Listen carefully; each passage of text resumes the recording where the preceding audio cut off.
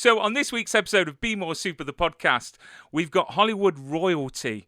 I would go through all the films this man has been in, but I think we'll be here till 2022.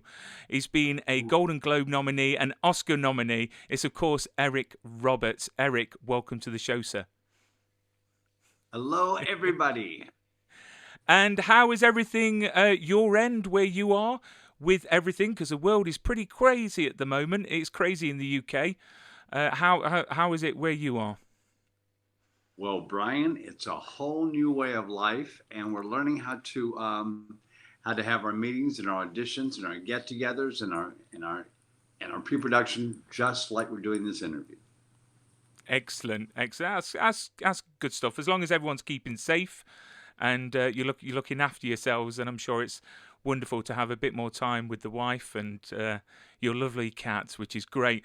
But we're here to talk about your amazing career that has spanned many, many decades.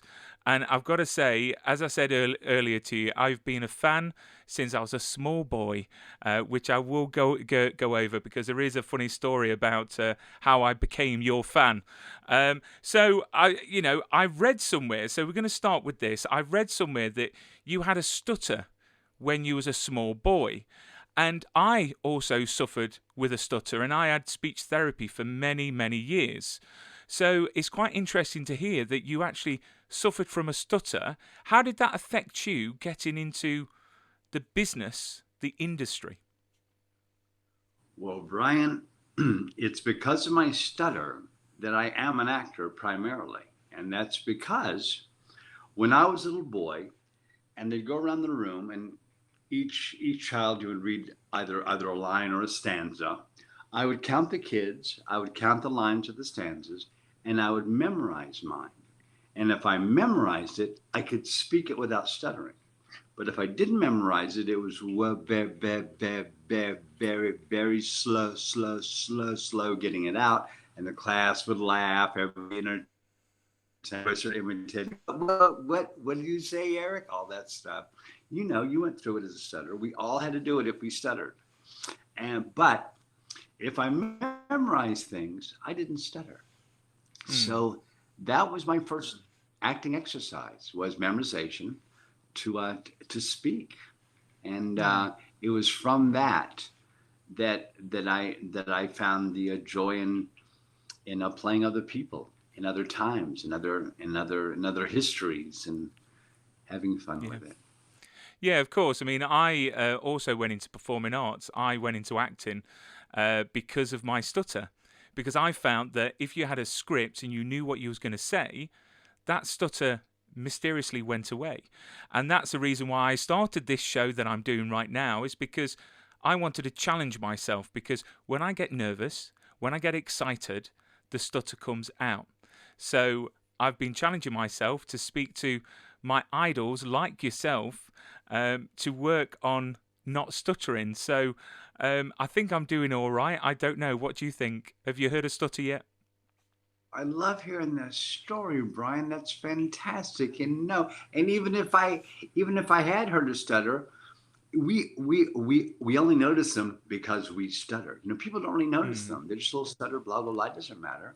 But they're so personal to us because of the challenge we had to do to overcome that. And so, good for you, Brian. Good for us, man. Thank you.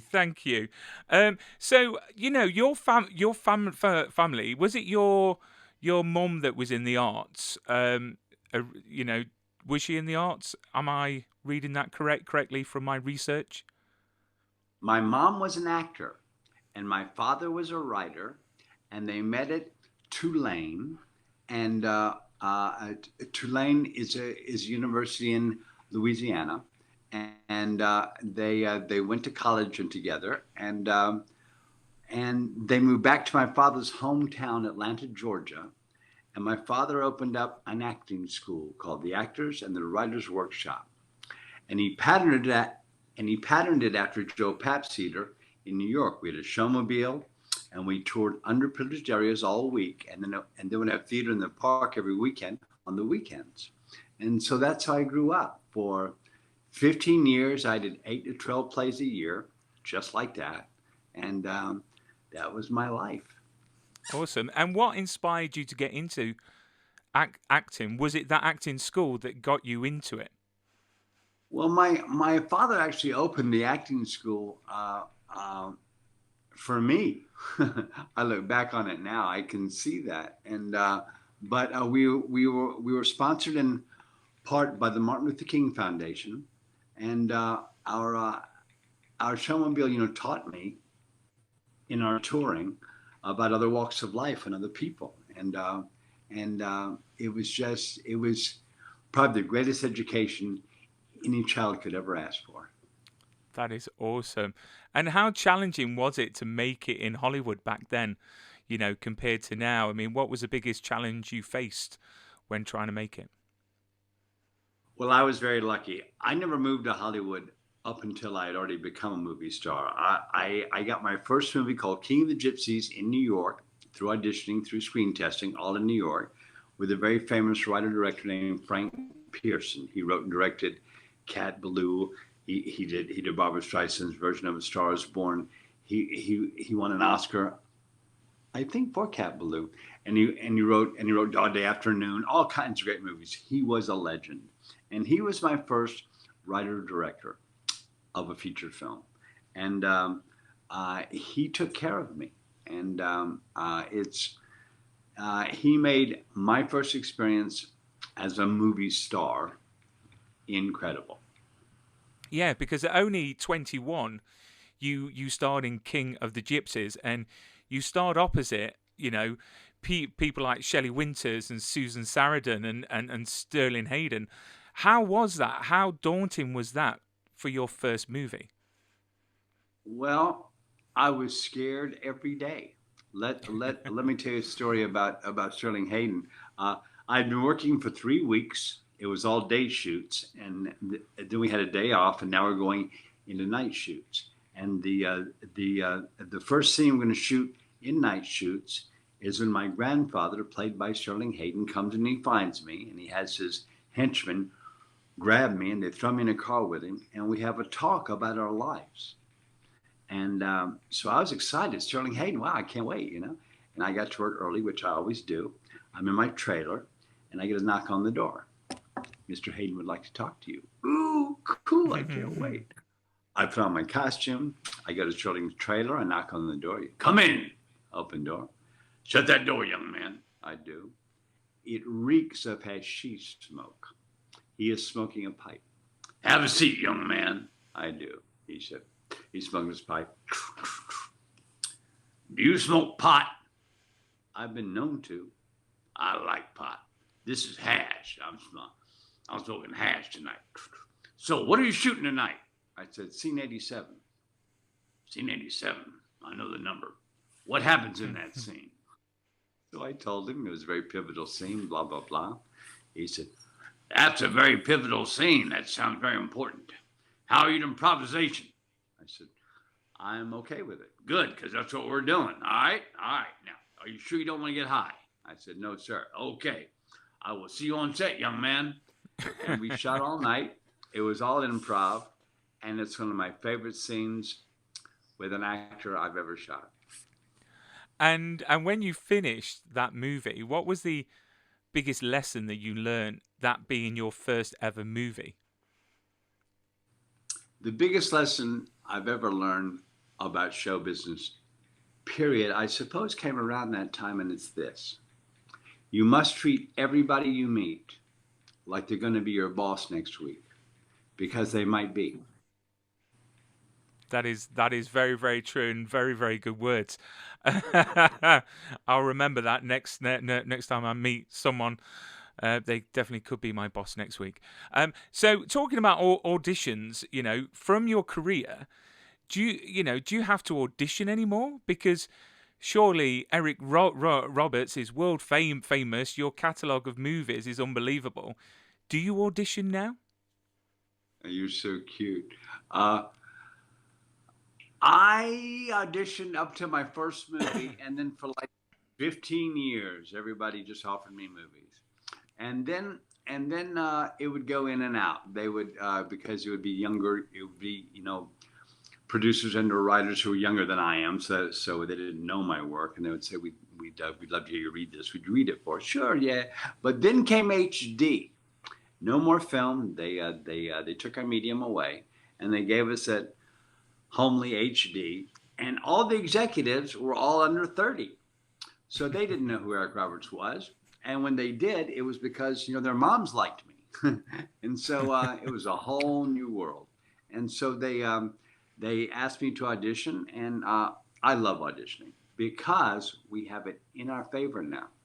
We get to do it till we get it right because it's just this machine and us at home. Yeah, of It's course. great. I love at home auditions now. There is no pressure. You don't have these strangers in a room who would rather be somewhere else, but they're in a room with you watching an audition. You don't have any of that pressure. You just have this. You just have, are you satisfied with it? Great. Then you'll send it. So you're actually sending work that you're proud of. It's a wonderful, wonderful method we've stumbled onto because of COVID. And can you remember your very first audition and how it went?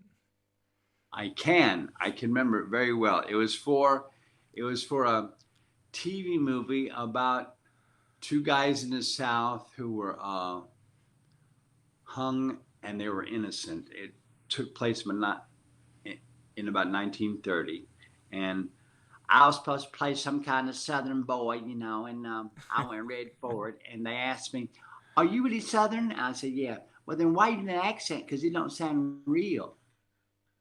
But it is real. That's how they. No. Anyway, thank you. And that was my first audition. Wow. They thought I had a bad. Yeah. It was fun. And the rest is history. And talking about your life in Hollywood, looking at IMDb, it is you have got to be the person with the most amount of credits to their name. It's over 700 titles to your name. And looking at IMDb Pro, you apparently are filming so many films this year. It's unbelievable. How do you have the time? How do you plan it all out? And how do you have the energy to do all those movies? Well, let me tell you a little story. In 1993, my wife says to me, "Eric, darling, if you could do anything every day of your life, what would it be?" I told her I'd be on a movie set. On a movie set, she says, "That's not going to happen." Anyway, blah, blah, blah, blah, blah. Then 2003 comes, and she goes, everybody's starting to buy their own cameras. So everybody has their own actual studio. And they're actually doing their own movies, by themselves. And they're calling for you a lot more. "Shall we start to investigate these things?" I said, "Sure." And it was rare then. And then about 5 years passed. And from 2008 until 2018, my wife told me one day, "Okay, we're getting 12 to 15 offers every single day from people who now own cameras. Now, they don't have distribution deals, but they want to make a movie. Do you want to go pursue this? Because I could have you on a movie set, your long loving wish of being on a movie set every day. We can go do that." I said, "Let's go chase it." So from 2008-ish to about 2018, that's where I made all those movies, because I was literally on a set every single day somewhere. And it was just, I can't convey how wonderful and fulfilling and pleasurable and just entertaining my life has been.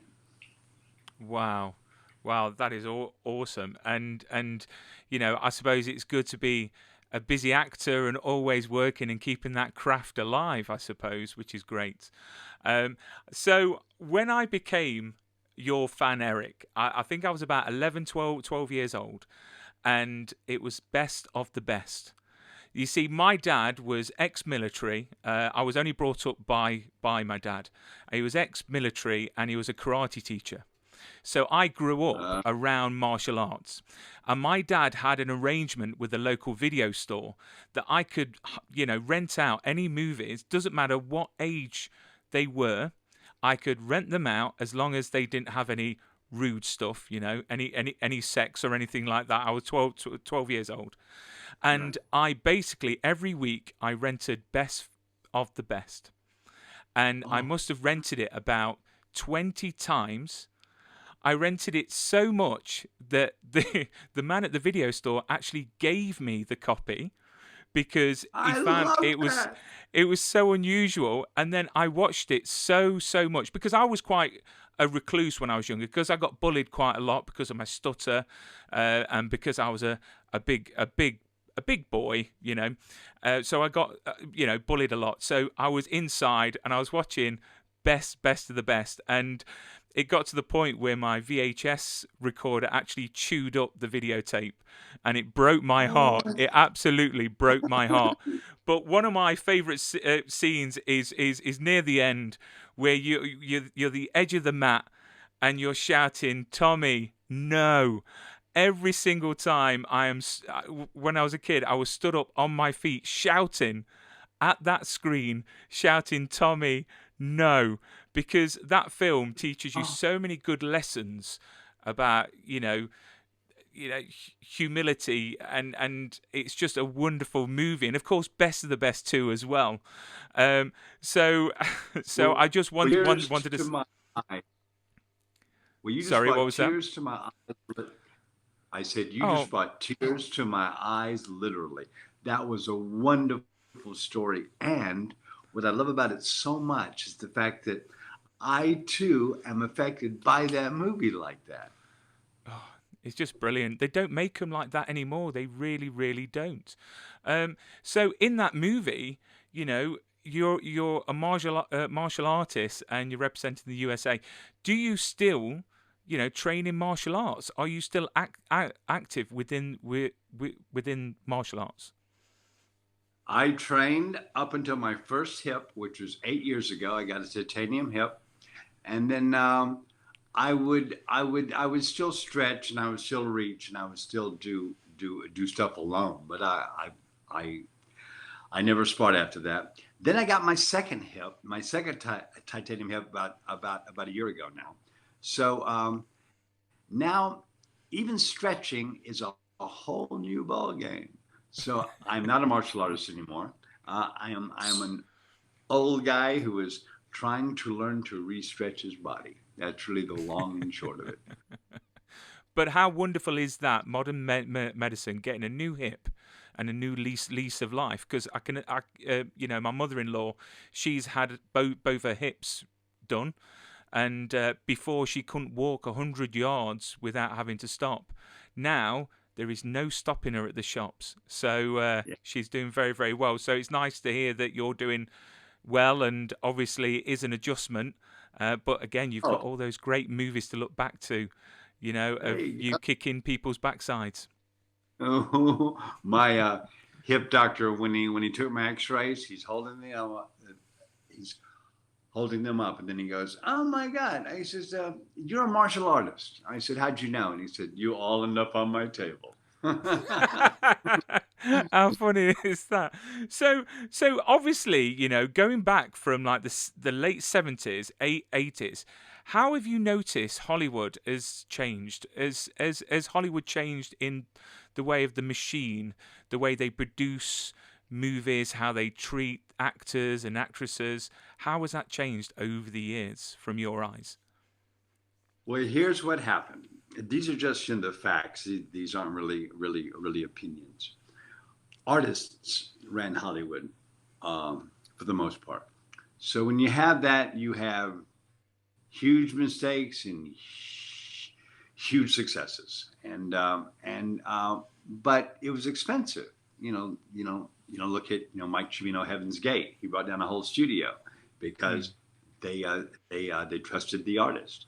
Okay, so over time, then slowly, less and less artists ran Hollywood, and lawyers run Hollywood completely now. They own it, they run it. It is their business. So they took our medium, film. They took it away, and they gave us a very cheap, very homely medium called HD. It's not attractive, and a lot of women retired because it was so ugly. So, but it's very, very cheap. And your technician does not have to go to school for it. He just flips a switch, and so it's made everything much faster and much cheaper. Hence, your lawyers running Hollywood. So that's what's happened. Oh, and would you want to ever, if you had a time machine, go back into time, as where you are now, and work in the industry back in the 80s compared to now? If there were magic, I would go back to I would be a movie star from 1929, the first talkie year, to 1949. That's when I would want to work. Those 20 years, because you had the war effort, you had America when it liked itself in the very most, and it was it was a kinder place in the world because there was less bad news. Yeah, yeah, of course. You know what? It's sad, isn't it? Because the past is always a better place to be, and obviously we've got to start changing the future, which is the thing about COVID. I think that hopefully, fingers crossed, the majority of us are going to realize and appreciate contact with other people during, COVID. So when it's over, we're going to be hugging our loved ones, a bit more, and we're going to appreciate things a bit more. And I can't wait to get back to the Don't you cinema. know it? Exactly. So what's been the biggest drive in your career? What's driven you through your immense career? Well, it's just actually having this privilege of being allowed to travel the world and be welcome everywhere because I'm recognizable at my age now. And they say, "Oh, Eric Roberts, please come in." And be it a restaurant, be it a set, be it a home, I am welcome. And it's the most wonderful feeling on the planet to have accomplished that. And um, and also, I am now old enough where I am working with who I consider to be kids as my boss says. And it's great fun for me because I also realize how really immature I was at that age. I was not near up to their speed, and so I'm having the best time. I just got through working with a kid named Gino. I got to go to Marrakesh, Morocco, and do a little bit for a wonderful new young kid. I think he's only, how old is Gino? He's like 25 or 26 years old, and uh, we just had a blast making a movie for him, and he's going to be a big noise. I feel it's only an opinion right now; it's not a fact yet, but he's going to be a big noise because and I get to meet these kinds of people who I would never know otherwise. Yeah. So that's half the driving force, and the other half is I just love my vocation. I mean, I love being an actor like I love my wife every day. And talking about your lovely wife, she's also your manager. Um, how is that relationship? Because obviously, is she? Behind every great man, there's a great woman, as they say. Well, greater woman. What is she like as a manager? Does she keep you in check? Well, let's fix the phrase first of all. We don't have a woman behind us anymore. Okay, they're right beside us. So that being said, no. My wife is my hero, and I'll tell you, there's a lot of stuff involved in being a hero. But just to cut to the business end of it, I got a call about 18 years ago from an agent's assistant who had a little crush on me, and she says, "Eric, they're turning down all these things that ever telling you, and it's really a lot of stuff." I said, "Have you got a list of it?" She goes, "Yes." So I said, "Can I have that list?" So she gave it to me, because when you fire a blue chip agency, it's a problem for you because why'd you break up with the agency? And the agency will say their opinion, which isn't always good. And so I called in the agents and I said, "Guys, I'm going to fire you. But before I do, let me tell you why. Because of all these movies you turned down without ever telling me. And they're all a bunch of small, cool, wonderful little movies I would love to make. And no, they don't pay great money, most of them. But I'm an actor. I'm not a banker, okay?" And so but because of the threatening lawsuit, they never hurt me. So I went home that day and I said to my wife, "You're the boss." And my wife goes, "I can't do this." And I said, "You've been doing it anyway. So yeah, you're going to do it, and you're going to manage it. You're going to be the boss. You're going to tell me what to do, where to go, and why." And she goes, "Okay." So since from that day to this, she's my business. She's my hero. She's my manager. She's my wife. She's my roommate. I would hate to be her, but it's worked great, and it's a lot of fun. And we've seen the world for free a couple of times.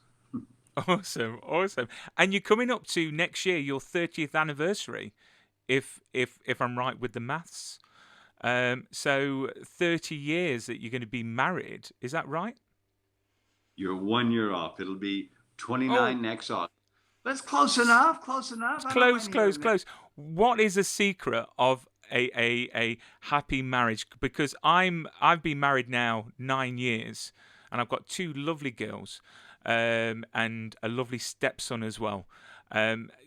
So if you could advise me on what the secret of a happy marriage is, because I'm very happy, I'm besotted, I really Well, am. if you are, then you know the answer. And the answer is very, very simple. It is two very basic, very wonderful things. And that's this: it is honesty. You must find that permanent level of honesty with your mate, that you will always talk to them. You will always allow them to talk to you, and it will always be completely honest. You must have it. The other thing is sex. You gotta have it, and you gotta have it to make her happy and to make you happy. And then if you have both those things, you're gonna probably stay married forever. See, I'm going to show her this interview, and I'm going to say Eric said no. Awesome. but Awesome. see, but see, you already know that. See, Yeah, anybody married over really 4, 5, 6, 7, 8 years, over 7 or 8 years, you know it's about honesty and affection. And if you have those two things, you are complete. definitely, definitely, completely agree.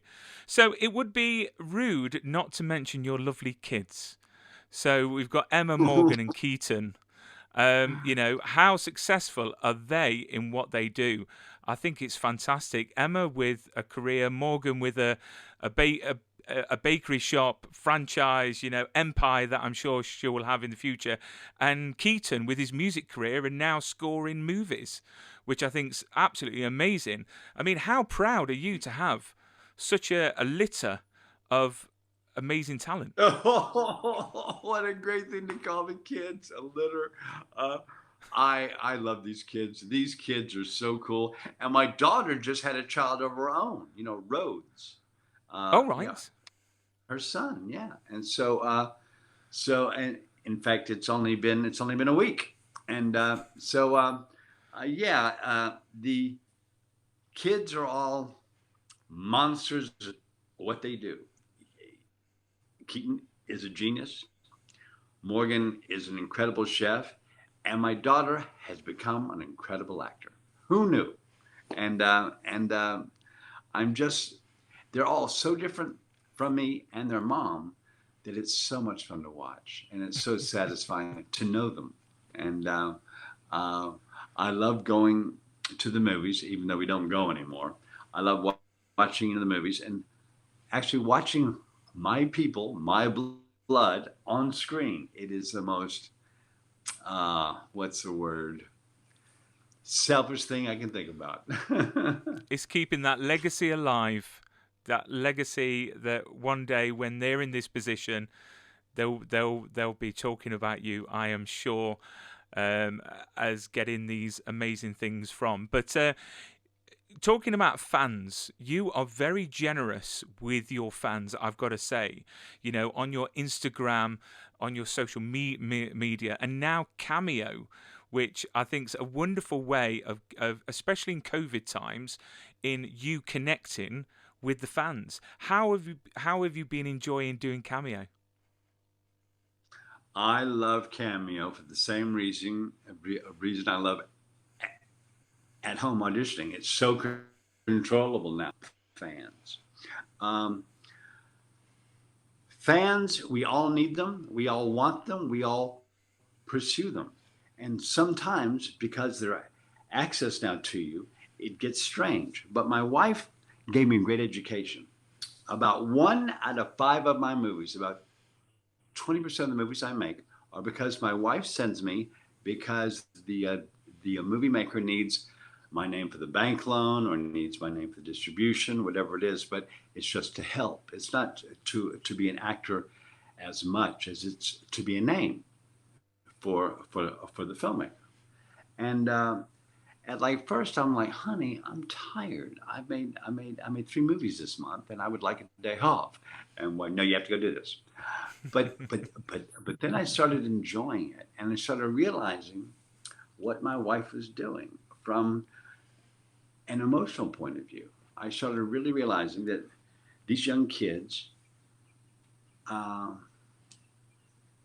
it doesn't matter that I'm Eric Roberts. It just matters the value that I bring to their project. But my wife is sending me with that value to give away to be a help, and it's the most satisfying thing I can possibly explain. I just I I I so love my wife for this because it's about giving back, and it's about being kind without a reason, without them having done something first. Mm. And it has taught me a little bit of grace, and my wife is very graceful. Oh, that is so nice to hear. It really is, and I know the fans are very grateful for you and to do Cameo. I think it's stunning. Are you planning on once? Because obviously your calendar is obviously very full this year. If COVID decides to, you know, to do one and to go away and let us live our lives, do you have any conventions planned to meet the fans? Do you do conventions? Love conventions. Are you kidding? There's so much fun. They're so gratifying, and you really get to meet and to hang out with all the peeps. But it's dangerous now, you know. Of So course. we have to wait. Yeah. And I will wait because one day it's my aim that if you come over to the UK, I will have a best of the best poster for you to sign to have on my wall because that will absolutely make my year, my decade, to have that on my wall for sure. I would love to, Brian. That'd be so cool. Let's just stay in touch, and then Yep. when I am in the UK, we'll make that happen, Brian. Oh, that is wonderful. And quickly before we end this wonderful interview, I've got 2 more questions. So, if you could go back in time to your 18-year-old self, what advice would you give him?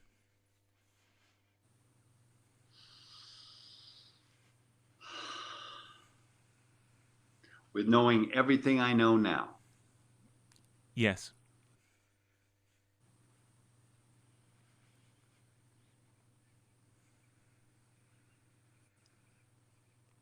say no a lot less. That I'm sure that it would be good for many things. I mean, do you believe in regret? Do you believe in regrets in past lives, or do you think they're not worth anything? Oh no, I believe I've lived many lives, and I'm still trying to get it right. Oh, for sure, and definitely for sure.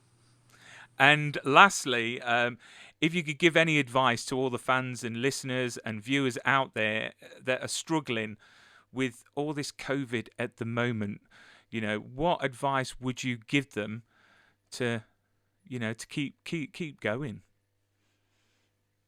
It's an overused phrase. It's been badly abused, so it means almost nothing to anybody. But the Beatles said it best: all you need is love.